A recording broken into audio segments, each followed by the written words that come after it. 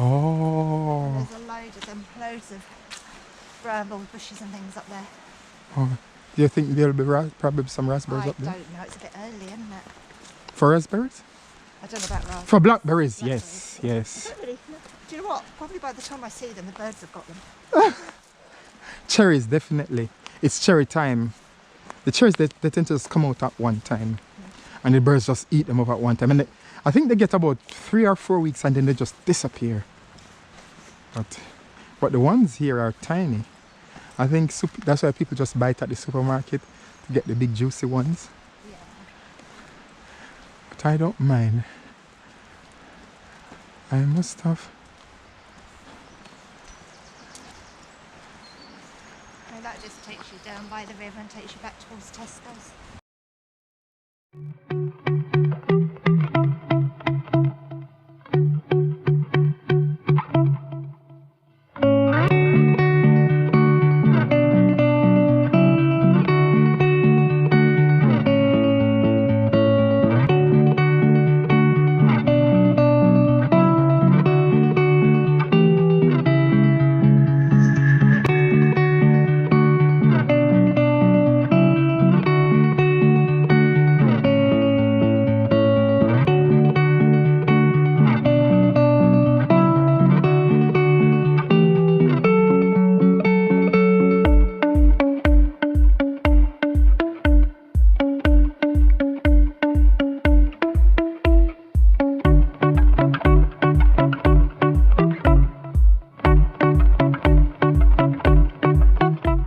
Again everyone, welcome to another Oy'Nissh vlog.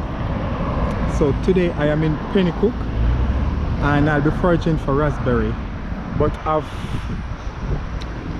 I'll be going into the woodlands to see if I can find some. But to get my bearings, I'll be venturing into the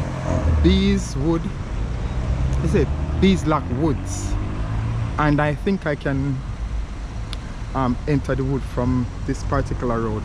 I think for getting my bearings I use the Tesco, the main Tesco just up the road, as a landmark. So just before I reach the main Tesco, I turn off on the left, and that can give me entrance to the Beeslock woods. And I think I should be able to find some strawberries. So I will be putting on the GoPro head so it's easier for me to navigate my way and also to forage. So I wanted to journey along with me. It's not the first time here in Penicuik, because I did some spring vlogs when I was foraging for wild garlic, but this time I'll be foraging for summer fruits, raspberries. So I'll be venturing via the Beeslock woods, and I think there's an estate just down the road too. So journey along with me and hopefully I'll be able to find some soon. This area is quite new for me during summer, so hopefully everything works out well. See you later. So it's this.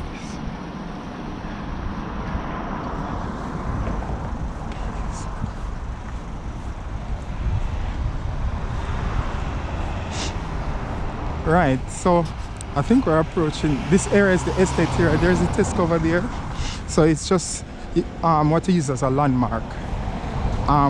You can get the number 47 bus to Penicuik.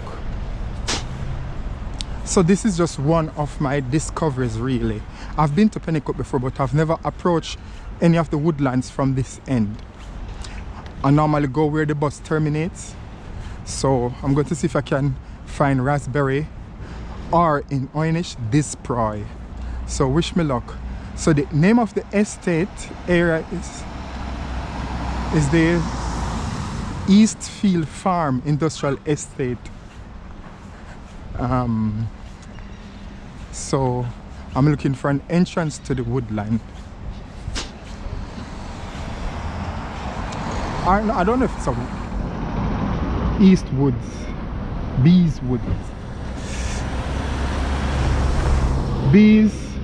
Beeslock woods, right? Beeslock woods. So this direction then. So it's probably a woodland. I want to believe so, because when I came here during spring, I was going through a woodland, so I think it's just one section of the woodland. So what I need to do also is to get my container ready so that I can start the foraging process. It looks as if we'll be having rain today, so I've got a jacket on just in case. So I've got my container ready to take Beeslock Woods by storm. Right.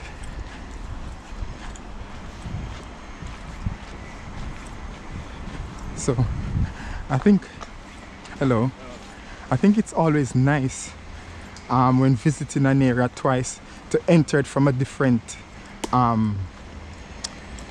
entry point, just to get acquainted with the layout.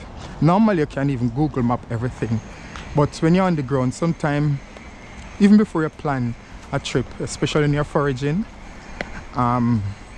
check for different entry points, because that gives you a better picture of the layout of the place, because you actually get to walk it. So that's why I sort of leave the camera rolling even before I start picking fruits, so that you can journey along with me. So I'm looking for raspberries.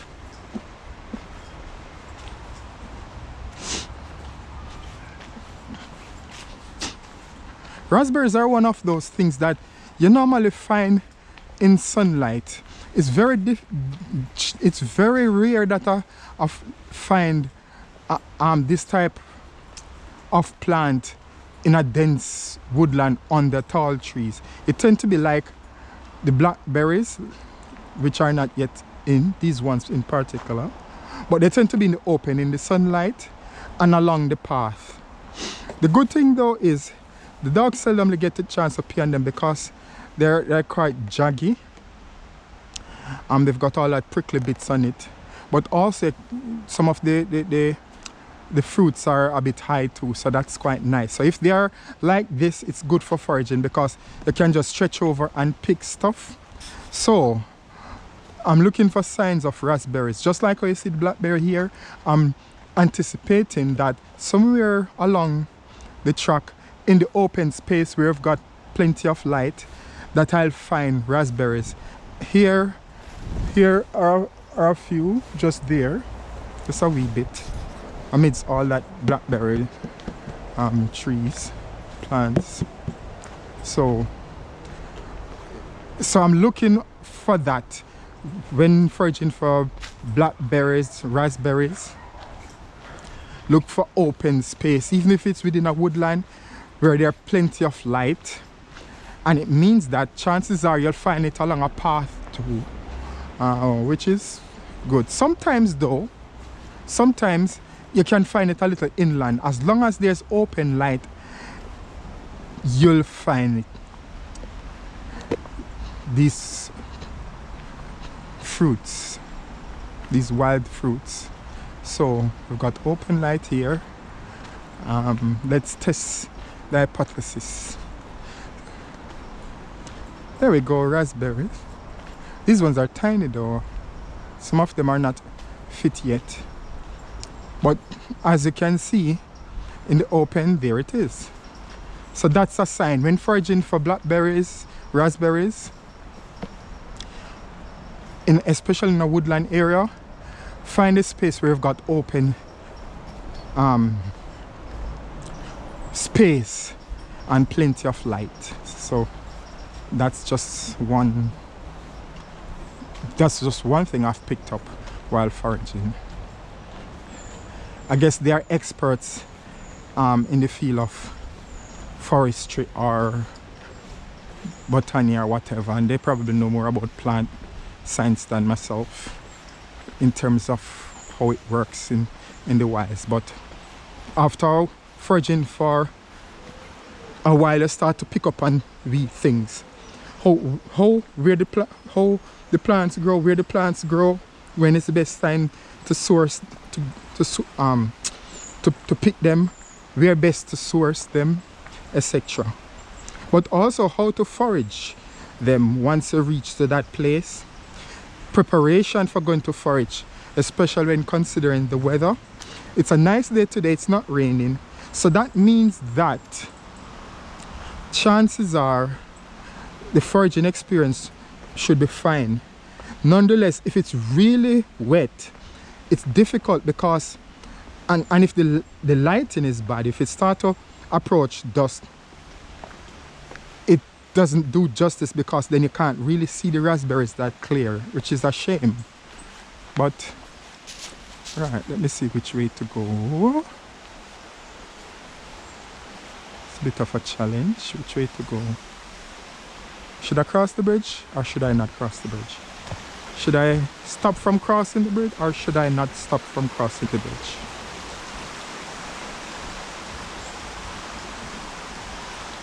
Should I return over the other side of the bridge or should I continue to keep going? That's the question. Where are my raspberries? Different entry points to this. Oh, beeswax woods. Beeswax woods. So if beeswax woods, then what do you offer them instead? Plastic? I guess. Right, so nettles, look at that, nettles.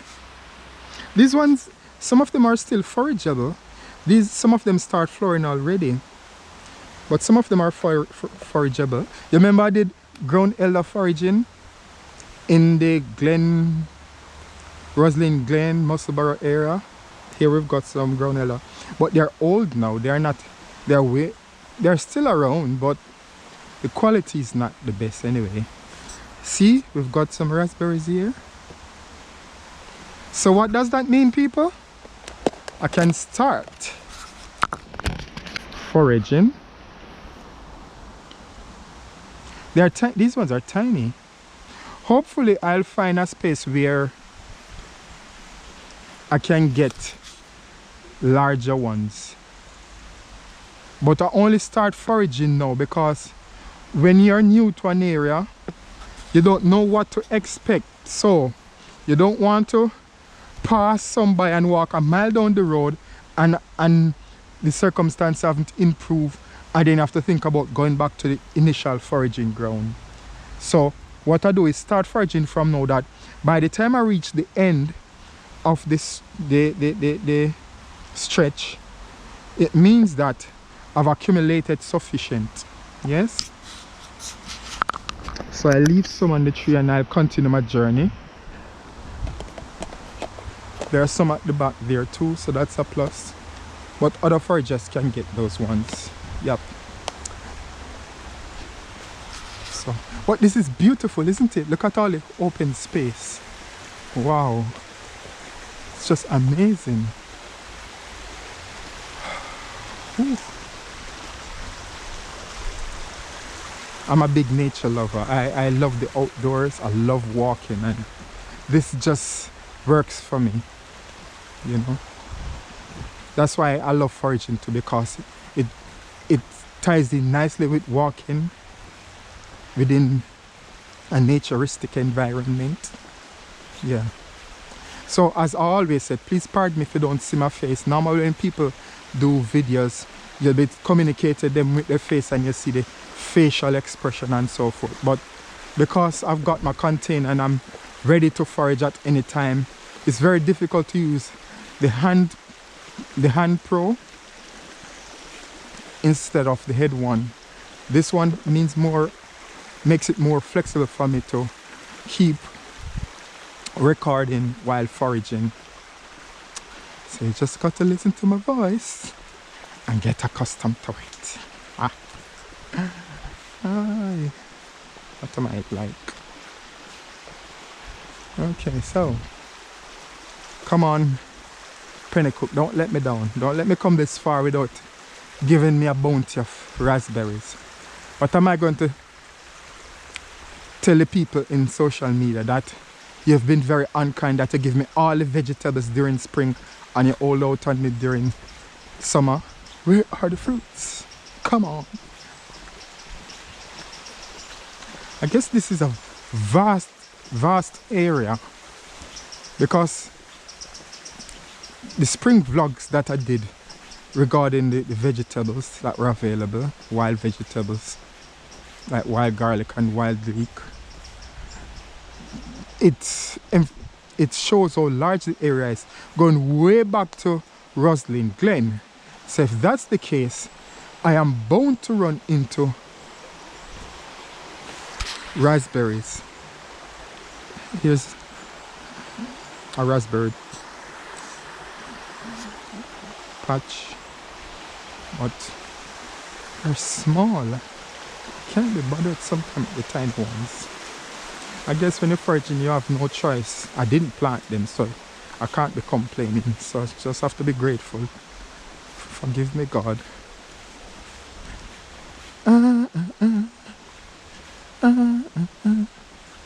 Right.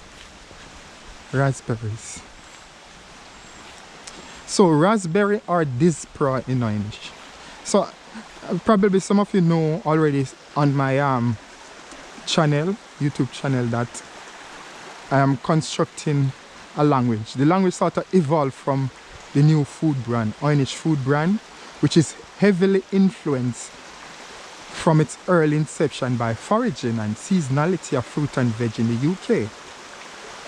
So I find it easier to translate some of the English words into Oy'Nissh when the season arrives, because it gives context when I'm in the environment. So yes, there's the English word raspberry, but raspberry means something for the people at the time who came up with that word, because they had their context why they came up with it. So that's what I'm trying to emulate, that yes, there's the English word raspberry, but what does it mean to me in the Oy'Nissh language? So I had to wait. I wanted us to translate it in spring and so forth, but I said, let me wait until summer, because the moment I'm in the environment and start to experience the climatic condition, the smell, look at this, the running river, things like that. And because normally I'm looking for wild ones, chances are they're in the woodlands or in parks. What's the setting like? So all that helped to influence the choice of word. Yes, it's translated from English, but in the Oy'Nissh language, it's called dispraw.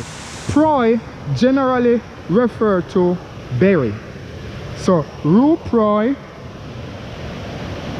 although in English it's a stone fruit and it's separate from blackberry and raspberry, in Oy'Nissh, cherry, blackberry, elderberry, raspberry are grouped in the same. Not because one half stone or not, but because that's how it works in this language. It's not classed together by if it have stone or not. I think maybe because for me the experience is its seasonality. That plays a major role for me, that these are available at this time of the year, and they are fruits that some of them you can forage for during, in the wilds. So praw, blaze praw, blackberry, rhupraw, cherry. Although it's not berry in English, but in Oy'Nissh it works differently. In this case, raspberry is dispraw. Elderberry, well, you have to wait. When elderberry time comes, I'll find that word. But I use dispraw then now. Dispraw, raspberry, dispraw. Yeah. And also, what I'll need to do, probably before the week is finished, or by Sunday. Okay, so let's see what we've got. So in here we've got our raspberries. No, it's not full because I intend to go elsewhere to forage. Now it might not necessarily mean Penicuik. I might be going elsewhere to forage for raspberries, but for now I'll pause the raspberry foraging, and I think I could go many other places, many other parts of the greater Penicuik woodland region along the Penicuik to Dalkeith walkway, but I have plans for the day to go elsewhere to forage, and I'm planning to go forage for wild cherry also, or rooproy in this area. So I'm going to pause, and as you can see I've got some cherries, but I'll keep that there now and then hopefully top up with some more raspberries wherever I go. So thanks for watching, and I will catch up with you in the next vlog. The berries. So I have to keep adjusting the camera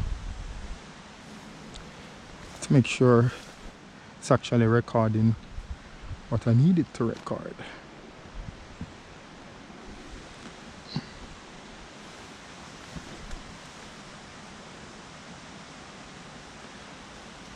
So there are plenty in this area, but these are medium and small size raspberries. In other places that are foraged, you get large ones, so it fill the container a lot quicker. This was the case partly in the Little France Park in Edinburgh and along the Innocent Path too, nearby. But I guess sometimes it calls for patience, I think. Not when the rain is falling. Just want to get it.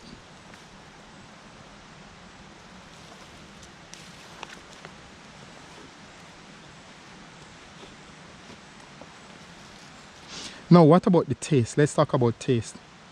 Most things that you forage for, especially fruit, won't be as sweet as the ones you buy at the supermarket, because to reach that stage, a lot of improvement have been made on the variety. So by the time it reaches the supermarket shelf, it's sweeter, larger, etc. Now, I can't say for sure what process they use to reach to that stage, if it involves tampering with the genetic makeup of it. I don't know, so I won't judge and say that's the case. But that tends to be the case with most fruits. They're sweeter and in some cases larger. That's not the case out here in the wilds. They're smaller, some of them are sweet, some of them are not. And it means that it becomes an acquired taste. And when I mean acquired taste, it's just that it will take you a while to adjust your taste buds. So if you're thinking about health promotion, if you're a mom or a dad and you're thinking about health promotion for your kid or for your child who doesn't love raspberries, this would have to be something that you add to something that they love, as part of something and not on its own, because chances are they might not eat it because it can be an acquired taste and they're smaller, and some of them might be sweet but it's not guaranteed. So you'd have to mix it in with something, like if you're making a smoothie. If your child loves smoothie, then that's even better, because then you can add it into the smoothie, you know.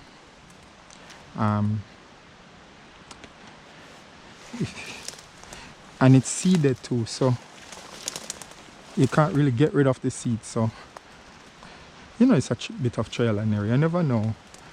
You can always try it. But I guarantee you, if you let your child forage for it, and I think when kids participate in things, they become one with it. So they might not eat raspberry, but once they start to forage for it and have a quick nibble every so often, after a while they get used to the idea of it, because it becomes experiential in terms of not only just eating it but foraging for it. So you can consider that as a way of, or a benefit of foraging. That yes, they probably don't eat raspberries as it is, but let them pick it, let them go through the pain of obtaining it.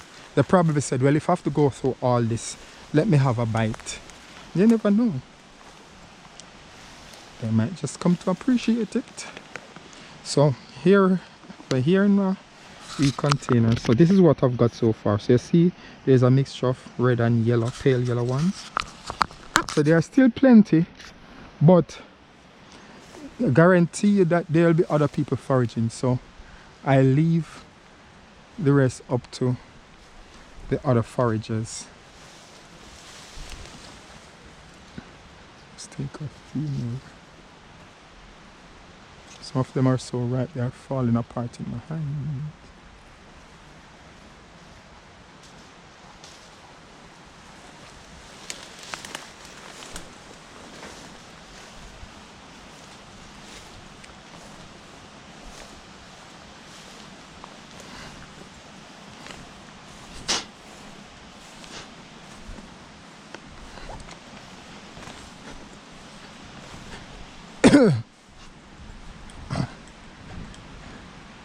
So,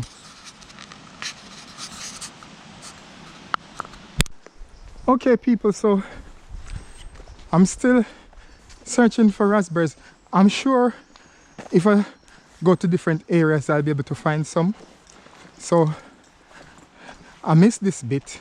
I wouldn't say miss this bit because I was on the path just adjacent it, so I couldn't have been here. So let me just take a look, because you never know.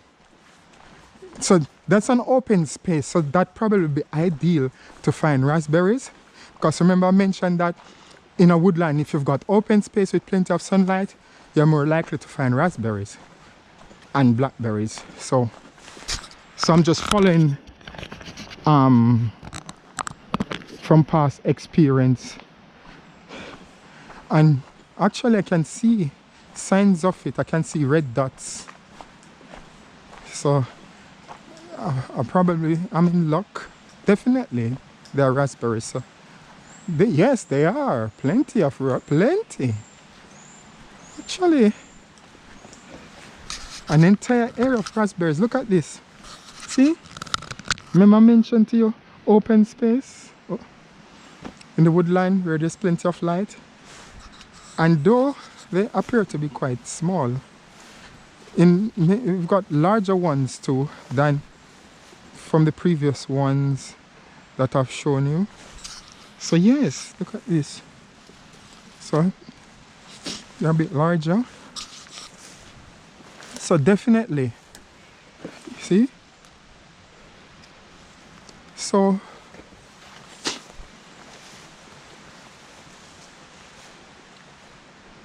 I was right then. Open space. And voila, berries. Look at that, people. All the way back to that side. Let's see if we can go around there and see what's available.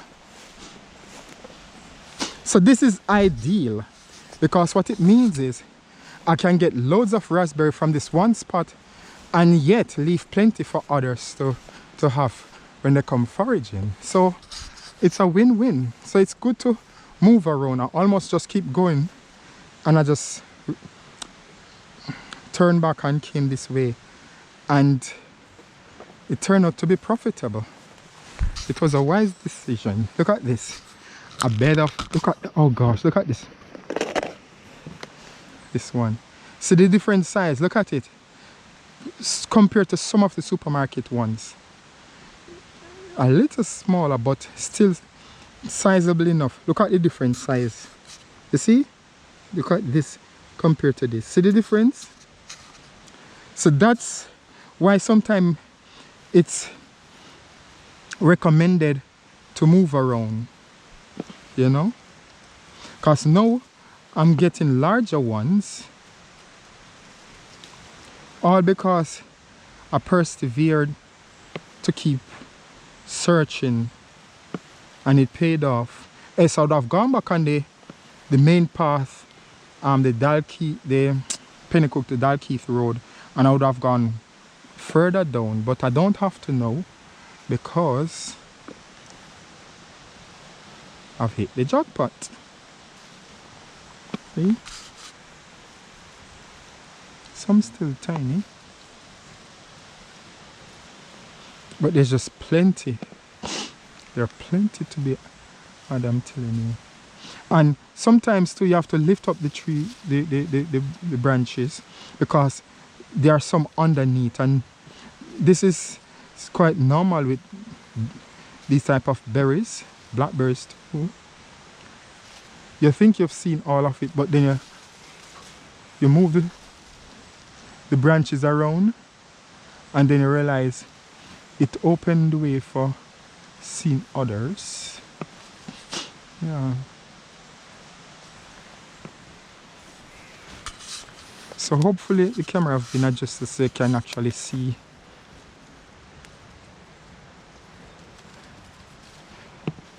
What's happening? And what's happening is glorious. Oh, aren't these some of the white ones? Look at these. You see these? The white ones are yellowish ones, are they raspberries? Because I've never seen them in the supermarket. Look people, you see this? Look, you see that color? So tell me, have you seen pale yellow raspberry on the supermarket shelves? Maybe it's a different type. Maybe it's still raspberry, just a different type.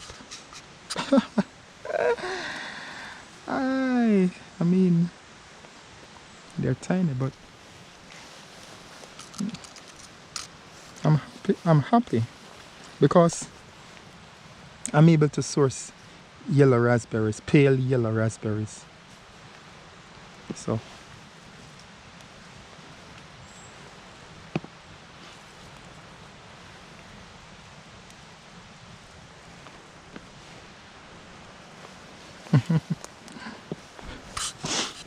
okay, get some of these ones. Yeah, there are quite a few trees with them. Yes. Just be mindful of these dry branches because they can get stick in the eye and it's not pleasant. I'm spoiled for choices.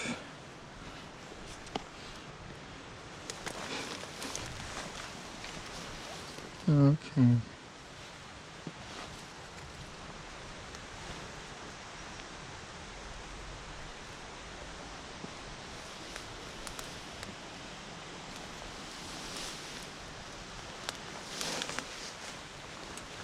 Trying to get the large ones.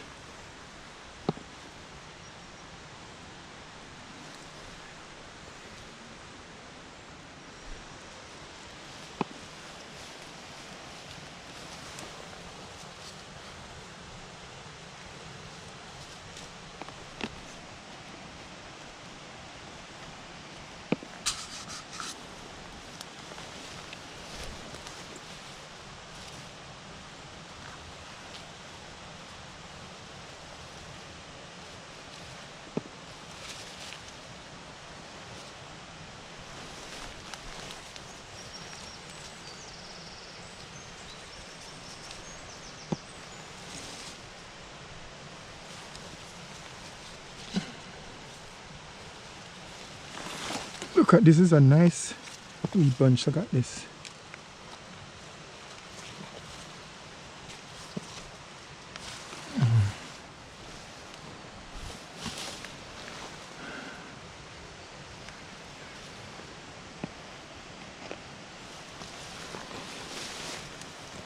So now I have to make the foraging path for others.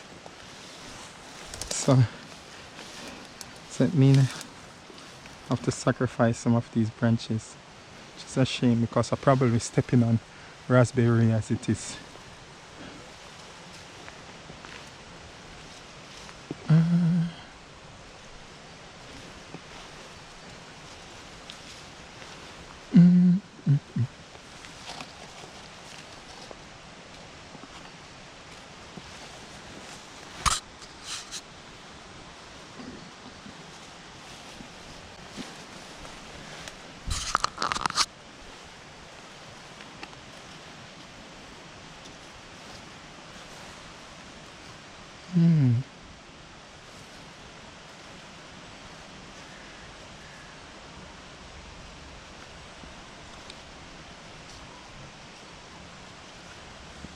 So what's your pastime?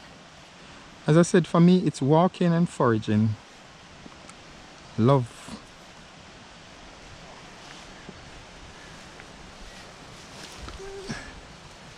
There we go. Yeah, I love doing this. It's not something I sort of come to love while I got older. I've been doing it from I was small, back in the Caribbean, back in Jamaica. Started out with mangoes during mango season, raspberries, apples, wild cherries back home. Never vegetables, but always fruits. There's always a fruit in season in Jamaica, you know, and so that means summers are always great because it's just amazing how many things you can get out there in the wilds. So I used to team up with my friends. Well, we didn't call it foraging then. It was the same thing, but we didn't use the word foraging. It's just pretty much fruit picking. So we would always team up and said, let's go to the bush. So by saying that, going to the bush, it implies two things. Going to the bush means we're going foraging for whatever fruit is in season, normally mangoes, raspberries, tamarind, guava, pomegranate.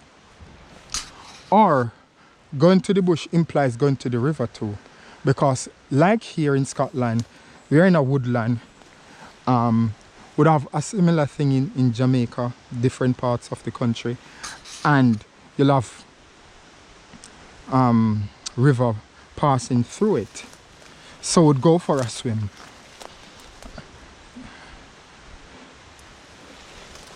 So those were great days. I had a great childhood. It was fun. That's before the technological age.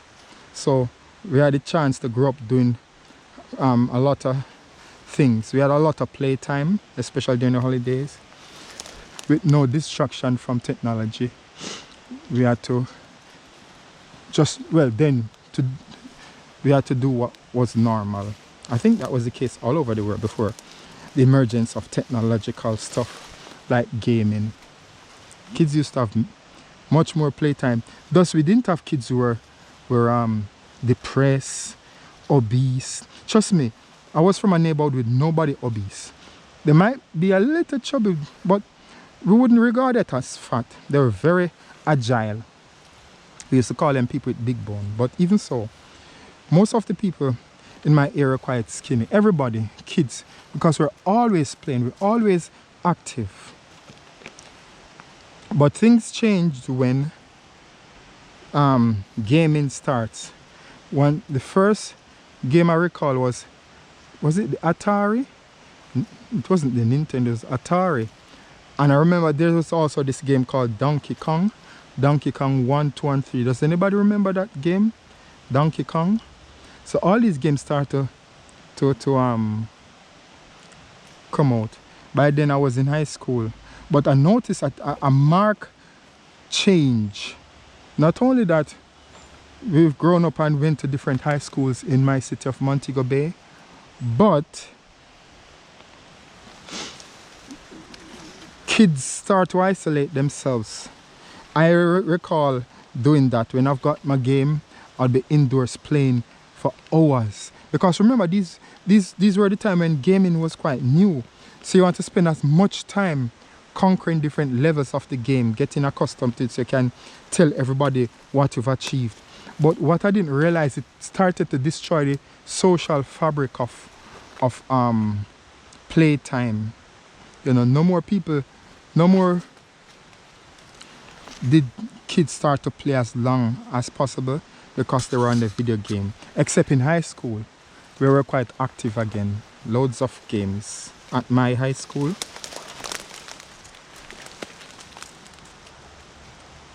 Now, with the emergence of the mobile phone,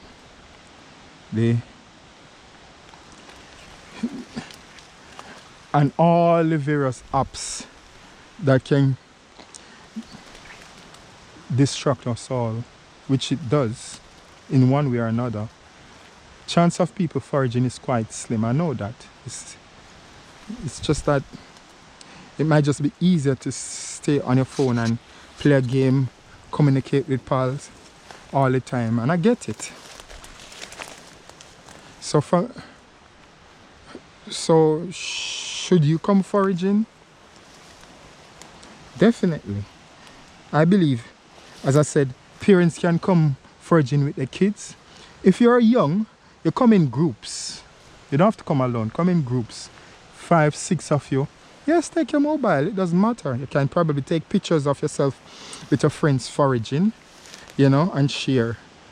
I know it might not be as glamorous, but it's not about the glamour. It's about enjoying nature, taking selfies. I mean, how many young people, can you imagine if you have young people start to do,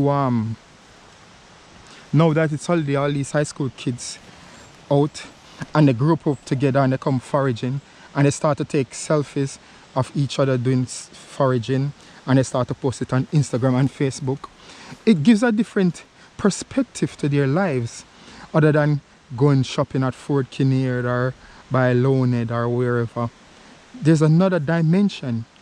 It's showing that yes, you still have your camera, you still have your mobile, you're still on Instagram, Facebook, but this time you're foraging, you're on your pals, you're taking pictures, post it on Instagram, Facebook, whatever, and even TikTok, where you're foraging for raspberry.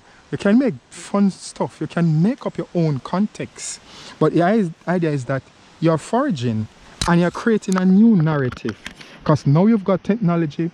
There's a lot more you can do with foraging, because you now can take it to the media and say, yes, I am in Penicuik, I live in this area, and I'm foraging with my pals, 5, 6 of us, and whatever, you know. On the other hand, you can have parents doing the same, they and the kids. I know it's a busy time, everybody is very busy, and especially parents, they've got a lot on their hand. And I can imagine if you're a nurse, having done a 12.5-hour shift at the Royal or Western General or any of the community hospitals or so forth, it must be challenging. So I don't know how you'd balance the time or so, but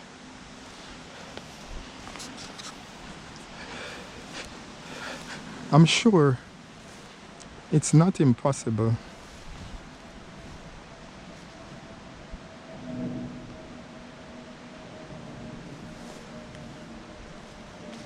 But you tell me, if you do forage, what is it like? Do you have kids who forage? If you're an adult, do you forage yourself?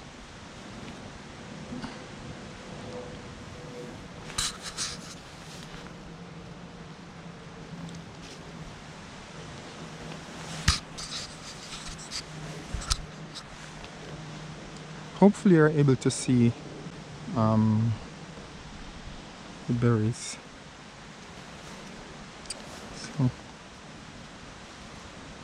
I have to keep adjusting the camera to make sure it's actually recording what I need it to record.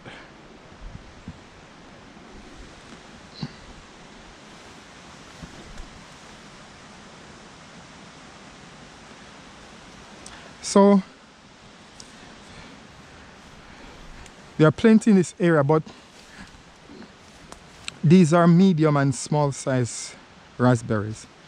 In other places that are foraged, you get large ones, so it fill the container a lot quicker. This was the case partly in the Little France Park in Edinburgh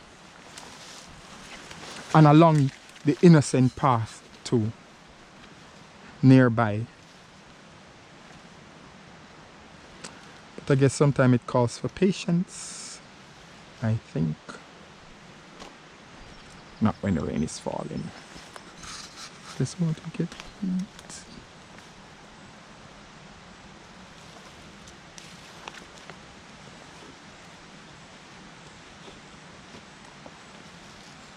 Now, what about the taste? Let's talk about taste. Most things that you forage for, especially fruit, won't be as sweet as the ones you buy at the supermarket, because to reach that stage, a lot of improvement have been made on the variety. So by the time it reaches the supermarket shelf, it's sweeter, larger, etc. Now, I can't say for sure what process they use to reach to that stage, if it involves tampering with the genetic makeup of it. I don't know, so I won't judge and say that's the case. But that tends to be the case with most fruits. They're sweeter and in some cases larger. That's not the case out here in the wilds. They're smaller, some of them are sweet, some of them are not. And it means that it becomes an acquired taste. And when I mean acquired taste, it's just that it will take you a while to adjust your taste buds. So if you're thinking about health promotion, if you're a mom or a dad and you're thinking about health promotion for your kid or for your child who doesn't love raspberries, this would have to be something that you add to something that they love, as part of something and not on its own, because chances are they might not eat it because it can be an acquired taste and they're smaller, and some of them might be sweet, but it's not guaranteed. So you'd have to mix it in with something, like if you're making a smoothie. If your child loves smoothie, then that's even better, because then you can add it into the smoothie, you know.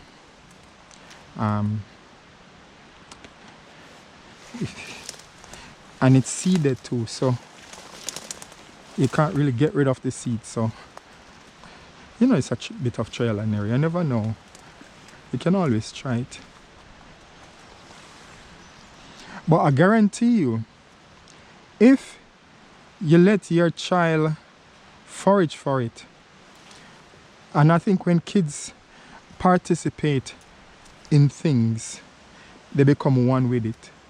So they might not eat raspberry, but once they start to forage for it and have a quick nibble every so often, after a while, they get used to the idea of it, because it becomes experiential in terms of not only just eating it, but foraging for it.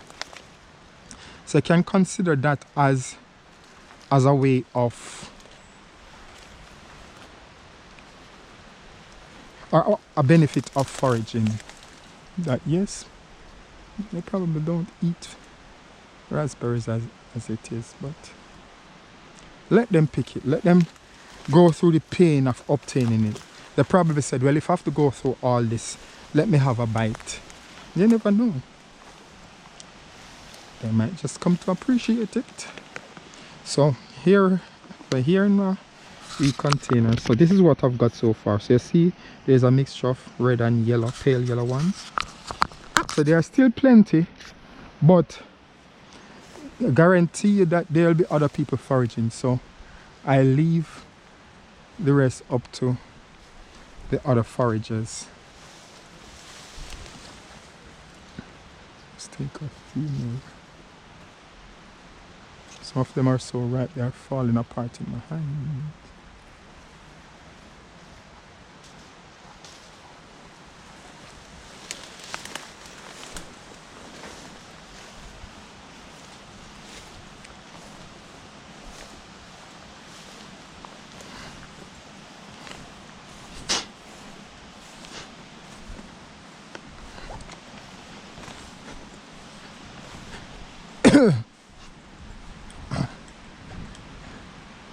So okay, so let's see what we've got. So in here we've got our raspberries. Now it's not full because I intend to go elsewhere to forage. Now it might not necessarily mean Penicuik. I might be going elsewhere to forage for raspberries, but for now I'll pause the raspberry foraging, and I think I could go many other places, many other parts of the greater Penicuik woodland region along the Penicuik to Dalkeith walkway, but I have plans for the day to go elsewhere to forage.